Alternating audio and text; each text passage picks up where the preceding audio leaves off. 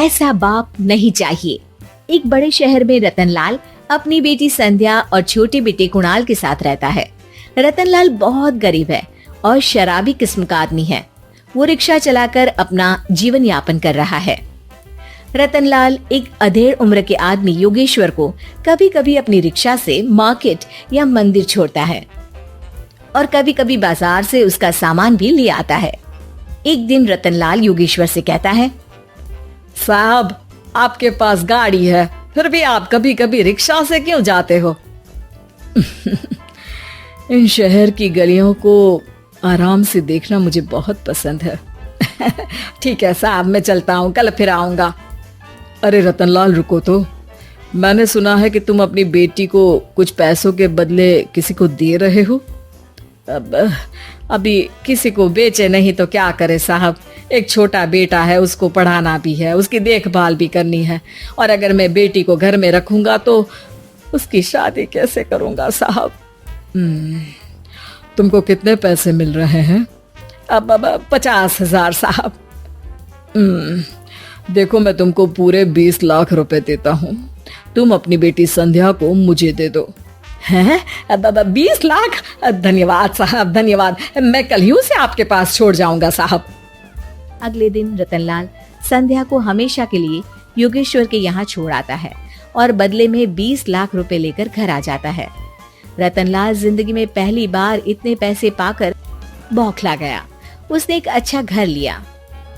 कुणाल, अब हमें कोई चिंता नहीं है, तू अब अच्छे से पढ़, खूब मन लगाकर पढ़ाई करना।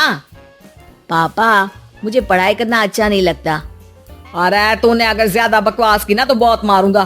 कल से तू अच्छे स्कूल में जाएगा तो जाएगा, हाँ बस। कुणाल का एडमिशन एक अच्छे स्कूल में हो जाता है, लेकिन आए दिन स्कूल से शिकायत आती ही रहती है। 10 साल बाद एक दिन प्रिंसिपल मैडम रतनलाल को स्कूल में बुलाती है। रतनलाल, आपका बेटा कुणाल बहुत आवारा हो गया है और ये बिल्कुल भी पढ़ाई नहीं करता है, बल्कि उसका दिमाग गलत कामों में जा रहा है। अब मैं उससे बात करूंगा मैडम। ठीक है, आज ये आखिरी मौका है, अगली बार तो मैं उसे स्कूल से ही बाहर निकाल दूंगी। रतनलाल घर आ जाता है और कुणाल से कहता है, कुणाल बेटा, मैं तुम्हारे ऊपर इतना पैसा लगा रहा हूँ, फिर भी तुम स्कूल में सही से क्यों नहीं पढ़ते हो? आप तो रहने ही दीजिए, मैं सब जानता हूँ कि ये पैसा कहाँ से आया है। और वैसे भी अब ये पैसा मेरा है, मेरा जो भी मन होगा मैं करूँगा। आज के बाद मैं कभी स्कूल नहीं जाने वाला। रतनलाल को अपनी बेटी की याद आती है और वो रोने लगता है। 5 साल बाद कुणाल एक दिन एक लड़की को शादी करके घर ले आता है। पिताजी, ये मेरी पत्नी है स्वीटी। तुमने शादी कर ली? हाँ, शादी कर ली मैंने, दिखाई नहीं दे रहा? और अब से आप फिर से कमाना शुरू कर दो, बहुत बैठ कर खा लिया। कुणाल, तुम इस बुड्ढे को घर में क्यों रख रहे हो? देखो ना, ये शराब पीता है, इसे घर से बाहर निकाल फेंको। अरे स्वीटी, ये मेरे पापा है, कैसे बाहर निकाल दूं? और वैसे भी घर में कोई तो चाहिए ना काम करने वाला, नौकर समझ कर रख लो। इस बुड्ढी को तो घर से बाहर निकाल कर ही रहूंगी मैं कब तक इसके लिए खाना बनाऊंगी। स्वीटी एक दिन घर के बाहर पार्क में अपनी दोस्तों के साथ बैठी होती है। तभी वो रतनलाल को बुलाती है। पिताजी, मेरे कमरे में मैं अपना फोन छोड़ आई हूँ, जरा ला कर तो देना। हाँ जरूर, अभी लेकर आता हूँ। रतनलाल फोन लेकर आ जाता है। कुछ समय बाद स्वीटी के फ्रेंड्स भी चले जाते हैं। स्वीटी अंदर आकर शोर मचाती है। चोर चोर! कहाँ है चोर? मुझे तो यहाँ कुछ नहीं दिख रहा। अरे ये अलमारी खुली पड़ी है, जरूर किसी चोर ने ही खोली होगी। अरे कौन आया था यहाँ? यहाँ तो पिताजी आए थे बस। अरे बहू, मैं चोर नहीं हूँ। मुझे तो आप पर अब बिल्कुल भी विश्वास नहीं है पिताजी, क्योंकि जब आप पैसे के लिए दीदी को बेच सकते हो तो आप चोरी भी तो कर ही सकते हो। अरे लेकिन वो सब तो मैंने तेरे भले के लिए किया था ना। मैं तो कहती हूँ कि हमें इनकी कमरे की तलाशी लेनी चाहिए। तुम बिल्कुल सही कह रही हो, चलो। स्वीटी और कुणाल दोनों रतनलाल के कमरे की तलाशी लेते हैं और उन्हें वहाँ स्वीटी की ज्वेलरी और पैसे मिल जाते हैं। मैं तो पहले ही जानता था कि चोर आप ही हो।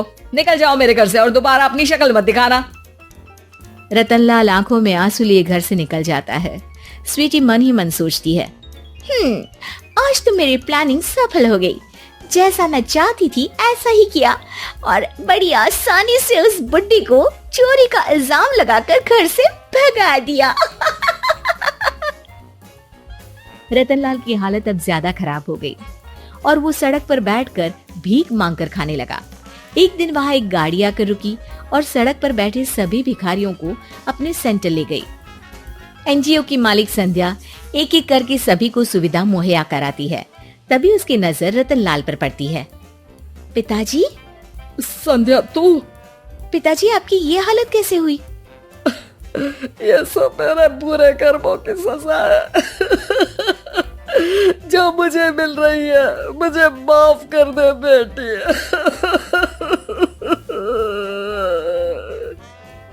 पिताजी, मैं आप पर बिल्कुल भी गुस्सा नहीं हूँ, क्योंकि आपने मुझे यहाँ भेजकर अच्छा ही किया।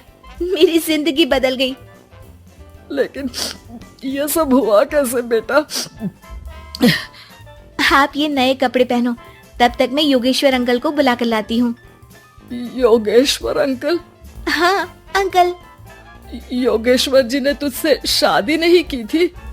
नहीं तो पापा, उन्होंने तो मुझे पढ़ा लिखा कर इस काबिल बनाया है कि मैं आज सबकी सेवा कर पा रही हूँ। रतनलाल पश्चाताप करके रोता रहता है। तभी योगेश्वर भी वहां जाता है। रतनलाल जी, आपकी ये हालत कैसे हुई? इतने सारे पैसों के बावजूद भी? क्योंकि मैंने बेटे और बेटी में भेदभाव किया था। लेकिन आपने ये कैसे किया? मुझे ये जानना है, बताइए। सालों पहले जब संध्या